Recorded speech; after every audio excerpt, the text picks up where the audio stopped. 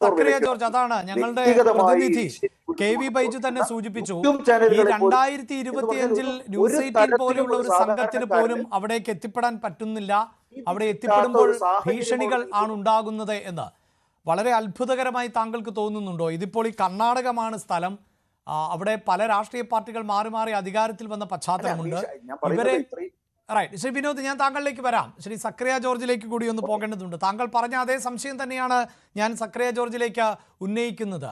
ഇതെങ്ങനെ ഇപ്പോഴും സാധ്യമാകുന്നു എന്നത് ഞെട്ടിക്കുന്ന ഒന്നല്ലേ? ഇത്തരത്തിൽ ഒരു അധമ പ്രവർത്തനങ്ങൾ നടന്നിട്ടുണ്ടെങ്കിൽ ഇത് ഈ കണക്കുകൾ തന്നെ ഞെട്ടിക്കുന്നതാണ്. അതായത് ഈ 95 മുതൽ 2014 വരെ ഒരു പ്രദേശത്ത് നിന്ന് 600ഓളം ആളുകളെയാണ് മിസ്സിംഗ് ആയിട്ടുള്ളത്. അതിൽ സ്ത്രീകൾ, യുവതികൾ, കുട്ടികൾ, പെൺകുട്ടികൾ. അവിടെ തന്നെയുണ്ടല്ലോ ഒരു അസ്വാഭാവികത. ശ്രീ സക്കറിയ ജോർജ്. എനിക്കിതിൽ അസ്വാഭാവികതയൊന്നും തോന്നുന്നില്ല. കാര്യം ഇവിടെ ജനങ്ങളോട് ആത്മാർത്ഥമായിട്ട് നീതി പുലർത്താൻ ശ്രമിക്കുന്ന ഒരു ഭരണവ്യവസ്ഥയല്ല നമ്മുടേത്. അധികാരത്തിൽ കൂടെ ബൈ ഹൂക്ക് ഓർ ക്രൂക്ക് അവിടെ എത്തുക, ജനങ്ങളുടെ നികുതി കാശ് വാങ്ങി ഇവിടുത്തെ പോലീസും രാഷ്ട്രീയക്കാരും ഡിസ്ട്രിക്ട് അഡ്മിനിസ്ട്രേഷനും ഒരു എക്സ്റ്റെൻറ്റ് വരെ കോടതികളും ഒക്കെ ഇത് സൂചിക്കുന്നുണ്ട്. ഇതൊന്നും ആരും അറിയാത്തല്ലോ. സുവമോട്ട് ഇവർക്ക് കേസെടുക്കാമല്ലോ. ഹൈക്കോടതിയിൽ പണ്ട് ജസ്റ്റിസ് സുബ്രഹ്മണ്യം പോറ്റി സാറുള്ള സമയത്ത് അദ്ദേഹം ഇഷ്ടംപോലെ വാർത്തകളൊക്കെ വെച്ച് അദ്ദേഹം എടുത്തിട്ട് ഇവിടുത്തെ നീതി ന്യായ വ്യവസ്ഥയ്ക്ക് ഒരു ജീവൻ നൽകിയിരുന്നു. അപ്പോൾ അവർക്കും സോഷ്യൽ റെസ്പോൺസിബിലിറ്റി ഉണ്ട്. നമ്മൾ കണ്ടു ഡൽഹിയിൽ യശ്വന്ത് വർമ്മ നോട്ടുകെട്ടുകൾ അതിനു മുമ്പേ ഭൂരിപക്ഷമാണ് തീരുമാനിക്കുന്നത് എന്നൊരു യാദവ് UP-യിലെ അദ്ദേഹം പറയുന്നു. ഇവരുടെ പേരിലൊന്നും ആക്ഷൻ ഇല്ല. ഭരണഘടനയെ പറയുന്നുണ്ട് ഇക്വാലിറ്റി ബിഫോർ ലോ, അതിനകത്ത് കാസ്റ്റോ ക്രീഡോ ഒന്നുമില്ല. അപ്പോൾ ഭരണഘടന മൂല്യങ്ങളെ വരെ ഹൈക്കോടതി ജഡ്ജിമാർ കാറ്റിപ്പറത്തിക്കൊണ്ട് പറഞ്ഞു പോകുന്നു. അവർക്ക് സോഷ്യൽ കൺസേൺ ഇല്ല. അവർക്ക് ഈ കേസുകളും കാര്യങ്ങളും നോക്കി അവർക്ക് എടുക്കാം. പക്ഷെ ഇതിനൊന്നും യാതൊരു വക എംബാർഗവും ഇല്ല. കാര്യം തീർച്ചയായും ശ്രീ സക്കറിയ ജോർജ്, താങ്കൾ പറഞ്ഞതുപോലെ പുഴുക്കുത്തേൽക്കാത്ത ഒരിടവും ഉണ്ടാകണമെന്നില്ല. അതിപ്പോൾ ജുഡീഷ്യറിയിലോ അല്ലെങ്കിൽ ഭരണതലത്തിലോ ഒക്കെ ആയിക്കൊള്ളട്ടെ. പക്ഷേ താങ്കൾ ഇത് പറയുമ്പോഴും നമ്മുടെ രാജ്യത്ത് ഇപ്പോഴും എത്രയോ ആൾ ദൈവങ്ങൾ ജയിലിനകത്തുണ്ട്.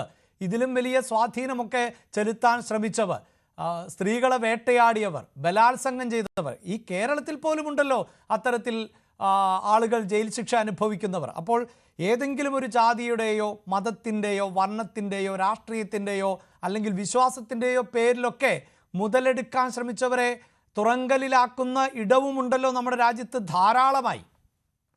അതൊക്കെ ഉണ്ട്. ഇടയ്ക്കിടയ്ക്കൊക്കെ ചക്ക വീണ് മൊയിലിയാവും. പക്ഷേ ചക്ക വീഴുമ്പോഴെല്ലാം മൊയില് ചാവണം എന്നില്ല. എല്ലാ മൊയിലും ചത്തിട്ടില്ല. അപ്പം ഇങ്ങനെ നടക്കുന്ന ആൾക്കാർ ഇഷ്ടംപോലെ പേരുണ്ട്. അവരെല്ലാം നിയമത്തിന് അതീതരായി സഞ്ചരിക്കുന്നു. ഇടയ്ക്കിടയ്ക്ക് പ്രതീക്ഷയുടെ കൈത്തിരികളുണ്ട്. ഇന്ന് സുപ്രീം കോടതിയുടെ വിധിയുണ്ട്. റേപ്പ് കേസിനകത്ത് പ്രതിക്ക് ജാമ്യം, മുൻകൂർ ജാമ്യമൊക്കെ കൊടുക്കുമ്പോൾ വിക്ടിമിനെ കൂടെ കേട്ടതിന് ശേഷമേ പാടുള്ളൂ എന്ന് പറഞ്ഞിട്ടുണ്ട്. പക്ഷെ ഇങ്ങനെ വിധി സുപ്രീം കോടതി ലോ ഓഫ് ദ ലാൻഡാണ്. ആർട്ടിക്കിൾ 144 പ്രകാരം ഇവിടുത്തെ രാജ്യത്തെ അതോറിറ്റിയുള്ള എല്ലാവരും അനുസരിക്കേണ്ട ഒരു ഉത്തരവാണ്. പക്ഷെ നമ്മൾ ഇതിനിടയിലും ഇവർ മിസ്ഇൻ്റർപ്രറ്റ് ചെയ്തുമൊക്കെ ഇവർ കാര്യങ്ങൾ കളയും. അപ്പം ഈ ധർമ്മസ്ഥലിൽ ചെല്ലുമ്പം ദൈവം പോലും ഈശ്വരൻ പോലും ഈ പാവപ്പെട്ട ഇരകളെ രക്ഷിക്കുന്നില്ല. ഈശ്വരൻ അശക്തനായോ എന്ന് നമുക്ക് ചിന്തിക്കേണ്ടി വരും. കാര്യം ഉദ്യോഗസ്ഥന്മാരെല്ലാം നോട്ടുകെട്ടും ബാക്കി സുഖങ്ങളൊക്കെ കാണുമ്പോൾ അവരെല്ലാം അങ്ങോട്ടും ഇങ്ങോട്ടും മറിയും. നമുക്കറിയാം നക്സൽ വർഗീസിന്റെ കേസിനകത്ത് 35 വർഷം കഴിഞ്ഞിട്ട് രാമേന്ദ്രൻ നായർ എന്ന് പറഞ്ഞ പോലീസുകാരൻ്റെ റിട്ടയർ ചെയ്തതിന് ശേഷമുള്ള വെളിപ്പെടുത്തൽ കൂടാണ് ആ കേസ് പുറത്തു വരുന്നതും അതിനകത്ത് ബാക്കി ട്രയലും കാര്യങ്ങളും CBIയിൽ പോയി വരുന്നത്. അപ്പം ഇതിനകത്ത് ഈ പറയുന്ന ഈ ക്ലീനിങ് സ്റ്റാഫ് അദ്ദേഹം പറയുന്നത് വളരെ ഇതാണ്. ഞാൻ പ്രശാന്തും പിന്നെ ബൈജു ഒക്കെ പറഞ്ഞത് ഞാൻ നേരത്തെ കേട്ടിരുന്നു. അപ്പോൾ അവർ പറയുന്നത് അദ്ദേഹത്തിന് ഉറക്കം വരുന്നില്ല. സത്യമാണ്. മനുഷ്യനെ കൊല്ലുകയും അക്രമത്തിന് കൂട്ടുനിൽക്കുകയൊക്കെ ചെയ്തു കഴിഞ്ഞാൽ മനസാക്ഷിയുള്ള മനുഷ്യരുടെ മനസ്സ് നോവും. നമുക്കിവിടെ ഒരു ഇലക്ഷൻ കമ്മീഷൻ ഉണ്ട്. അല്ല, ഇവിടെ ഉണ്ടാകുന്ന ഒരു സംശയം, ഇപ്പോൾ ഇത് ഈ ധർമ്മസ്ഥലയിലെ തന്നെ ഒരു ജീവനക്കാരനാണല്ലോ ഈ പരാതി അല്ലെങ്കിൽ വെളിപ്പെടുത്തലുമായി രംഗത്ത് വന്നത്. ഇനിയുള്ള മുന്നോട്ട് പോക്കിന് ഇതുപോലുള്ള ഒരു കാലതാമസത്തിൻ്റെ ആവശ്യമുണ്ടോ? അദ്ദേഹം തന്നെ പറയുന്നത്, അദ്ദേഹം നമുക്കറിയാമല്ലോ, ഈ 2014 ശേഷം ഈ വെളിപ്പെടുത്തൽ നടത്തിയ ആളിൻ്റെ ബന്ധു ഇത്തരത്തിൽ ബലാത്സംഗത്തിന് ഇരയാകുന്ന സാഹചര്യം ഉണ്ടാകുന്നു, പിന്നീട് ഒളിച്ചു താമസിക്കുകയാണ് താൻ എന്നാണ് പറയുന്നത്. കുടുംബം ഐഡൻറ്റിറ്റി പുറത്തു വരാത്ത തരത്തിലൊക്കെ അങ്ങനെ താമസിക്കുന്ന ഒരാൾ മനസാക്ഷി കുത്തുകൊണ്ട് വെളിപ്പെടുത്തൽ നടത്തുന്നു. ആ സ്ഥലം കാണിച്ചു തരാമെന്ന് പറയുന്നു, വളരെ കൃത്യമായി തെളിവുകൾ നൽകാമെന്ന് പറയുന്നു, ചില തെളിവുകളടക്കം പോലീസിന് കൈമാറുകയും ചെയ്തു. എന്നിട്ടും എങ്ങനെയാണ്, എന്തുകൊണ്ടായിരിക്കാം ഈ കാലതാമസം എന്നാണ് തോന്നുന്നത്?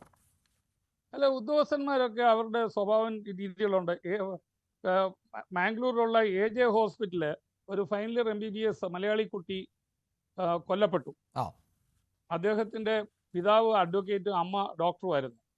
അവർ സുപ്രീം കോടതി പോയിട്ട് MP ഷാ അദ്ദേഹം വിരമിക്കുന്നതിന് മുമ്പ് അദ്ദേഹം ഈ കേസ് CBI അന്വേഷിക്കണമെന്ന് പറഞ്ഞു. അത് ആദ്യമേ കർണാടക ലോക്കൽ പോലീസ് അന്വേഷിച്ചു, അത് കഴിഞ്ഞ് ക്രൈംബ്രാഞ്ചിൽ പോയി. ഇവരെല്ലാം അങ്ങോട്ടും ഇങ്ങോട്ടും ഈ പരസ്പര സഹായ സഹകരണ സംഘമാണ്, ഒരാൾ മറ്റാളെ തിരിച്ചെഴുതത്തില്ല. എന്നിട്ട് അവർ CBI പോയി.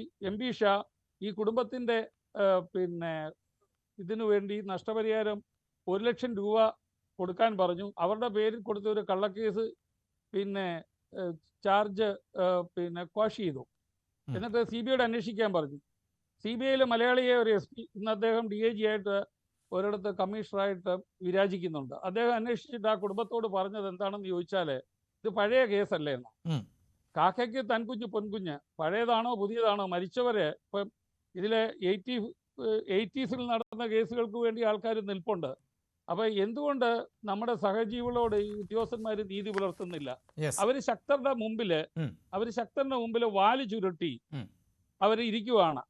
അപ്പൊ ഇതിൽ നിന്ന് മാറണം. എനിക്ക് തോന്നുന്നത്, ഒന്ന്, നാഗരത്ന മാഡം ഇന്ത്യയിലെ ഏറ്റവും കൂടുതൽ ശക്തിയുള്ള നല്ല ഒരു വനിതാ ജഡ്ജാണ് മാം, കർണാടകക്കാരിയാണ്.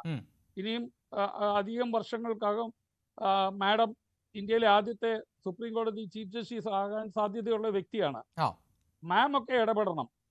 അവരുടെ കരുത്തായ ശക്തിയിൽ ഇതിനെയൊക്കെ അടിച്ചമർത്താതെ ഇവിടുത്തെ നികൃഷ്ടരായ രാഷ്ട്രീയക്കാരും ഉദ്യോഗസ്ഥന്മാരും മറ്റുള്ള ഇതര ഈ അധികാര കേന്ദ്രങ്ങൾ ഇതിനകത്ത് നീതി പുലർത്തില്ല. രണ്ടാമത്തെ കാര്യം, ഞാൻ ഒരു കാര്യം കൂടെ പറഞ്ഞിട്ട് പ്ലീസ്. അടുത്തത്, ഇവിടുത്തെ ഉദ്യോഗസ്ഥന്മാർ പെൻഷൻ ഒക്കെ വാങ്ങിക്കുമ്പോൾ അവർ മസ്റ്ററിങ് നടത്തുന്നുണ്ട്, ജീവിച്ചിരിപ്പുണ്ടോന്ന്. ഇവിടെ ഇലക്ഷൻ കമ്മീഷൻ ഉണ്ട്, തിന്നുകൊഴുത്ത് നടക്കുവാണ് ജനങ്ങളുടെ കാശിൽ, നികുതി പണത്തിൽ. അവരെല്ലാ വർഷവും ഡിസംബറിൽ മസ്റ്ററിങ് നടത്തണം, ജനങ്ങളെല്ലാം ജീവിച്ചിരിപ്പുണ്ടോന്ന്. വോട്ടേഴ്സ് ലിസ്റ്റിൽ കൊല ചെയ്യപ്പെട്ടവരോട് അക്കൗണ്ടബിൾ ആക്കണം സിസ്റ്റത്തിനെ. ഈ TN ശേഷൻ എന്ന് പറഞ്ഞ മഹാനായ വ്യക്തി ഇരുന്ന കസേരയിലാണ് ഈ പറയുന്ന വിഡിവേഷം കെട്ടി നടക്കുന്ന ഇവരൊക്കെ ജീവിക്കുന്നത്. ജനങ്ങളോട് നീതി പുലർത്തണം. ജനങ്ങളോട് നീതി പുലർത്തി ഈ രാജ്യത്തിനെ അഭിവൃദ്ധിയിലേക്ക് നയിക്കാനായിട്ട് ഇവർക്കൊക്കെ കഴിയണം. അല്ലെങ്കിൽ അവർ ആ കസേരയിൽ നിന്ന് സ്വയം രാജിവെച്ച് ഇറങ്ങിപ്പോകണം. കാരണം നമ്മുടെ ഇവിടുത്തെ ബെന്നൂർ മട്ടും തോട്ടത്തിൽ രാജേഷും കൂടെ സാറും കൂടെ ഇട്ട് ഒരു ജഡ്മെന്റിനകത്ത് പറഞ്ഞിട്ടുണ്ട്, ഒരു ഒഫീഷ്യലിന് അയാളുടെ അധികാരം പ്രോപ്പറായിട്ട് യൂട്ടിലൈസ് ചെയ്ത് അയാൾക്ക് ശരിയുടെ പക്ഷത്ത് നിൽക്കാൻ കഴിയുന്നില്ലെങ്കിൽ കസേരയിൽ നിന്ന് ഇറങ്ങിപ്പോണെന്ന് പറഞ്ഞു. നാണമില്ലാത്തവന്മാര് കസേര ഇവരെ തെള്ളിയിടുന്നതിന് മുമ്പേ തന്നെ ഇറങ്ങിപ്പോണം.